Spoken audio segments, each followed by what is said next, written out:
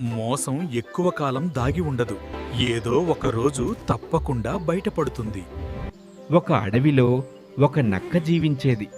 ఒకరోజు అది వేటగాళ్ల నుంచి తప్పించుకునే ప్రయత్నంలో నీలిరంగు తొట్టిలో పడిపోయింది.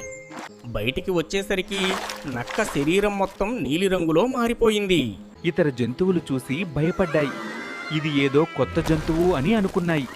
నక్క ఈ అవకాశాన్ని ఉపయోగించుకోవాలని నిర్ణయించుకుంది.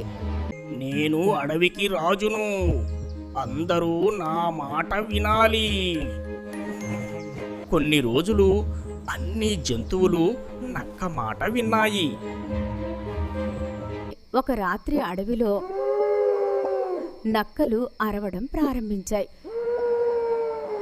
నీలినక్క తన నిజ స్వభావాన్ని మరిచిపోయి అరిచింది.